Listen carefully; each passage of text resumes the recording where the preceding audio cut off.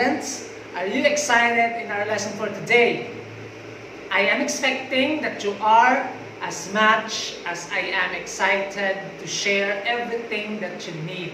I believe that this day will be remarkable and full of learning discussion that would help us in making ourselves more efficient by learning another interesting topic in art history.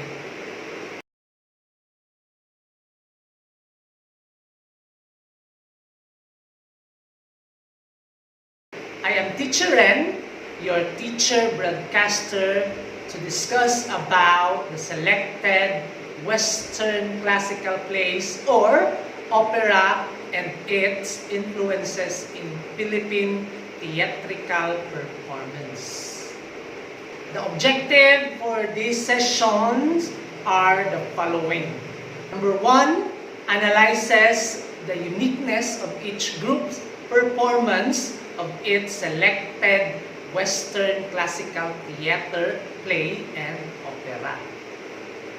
Number 2, shows the influence of the selected Western classical play or opera on Philippine theatrical performance in terms of form and content of story.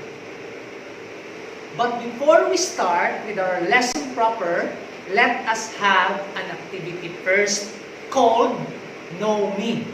What you're going to do is you will select the period, identify the playwrights or composer, and analyze its genre of the selected Western classical theater, play, or opera. You will write your answer on a separate sheet of paper following the format you have on your module. And following these guide questions you see on screen right now. I will give you 5 minutes to do that, and your 5 minutes starts now.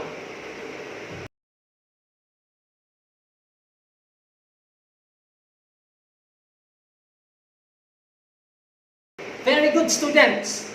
This time, let us discuss the selected Western classical plays or opera.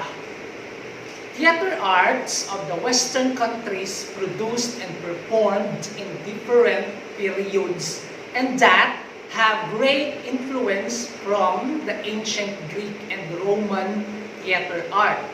The history of theater acquires a significant role in our play today. Oedipus Rex, one of the most famous tragedies playwright, stressed on how Oedipus' liability in the tragic hero's downfall. Over a year, the Greek tragedy play has become the standard of excellence. Romeo and Juliet, a playwright of Shakespeare, a tragedy about two young lovers whose deaths eventually harmonized their founding families.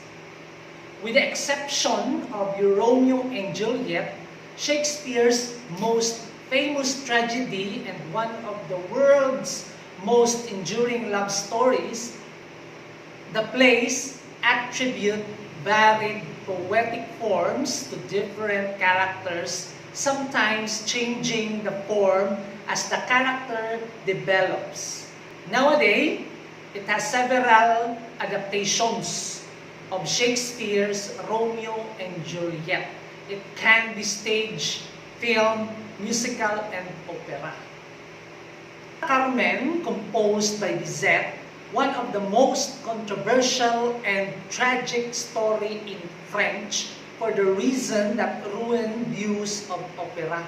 It became one of the world's most popular operas. It has full of emotion and sufferings. It is a fascinating drama of love and jealousy, filled with famously alluring melodies and captivating dancing.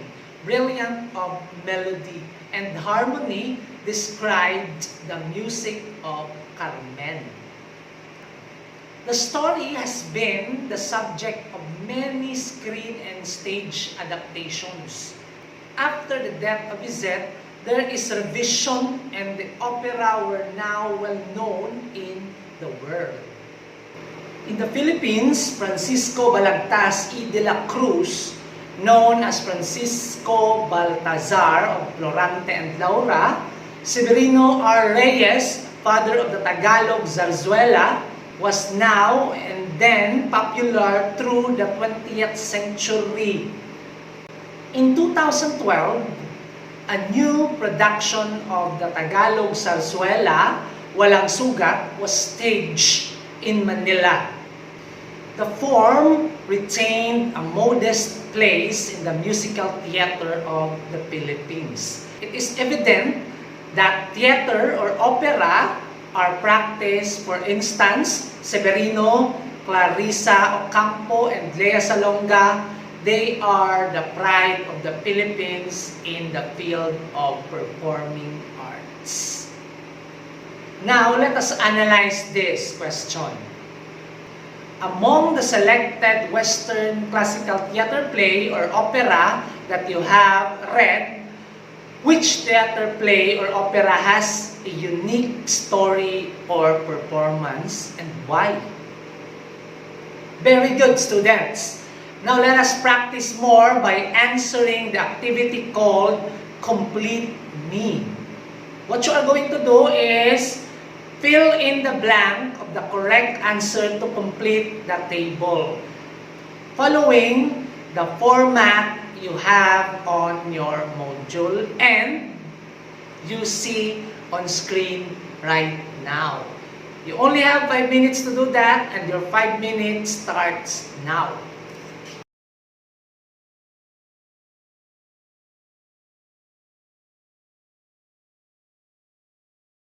And that's it. Today, you have learned the selected Western classical plays and opera from ancient Greek, Renaissance, and Romantic era. You will be able to explain their unique performance which influenced the Philippine theatrical performance. Hopefully, you will enjoy more while exploring and creating in this art subject. And that ends our discussion for today. Thank you, students, for listening to our discussion. Together, we can make a difference in our lives, and that will be made possible in understanding other cultures, art, tradition.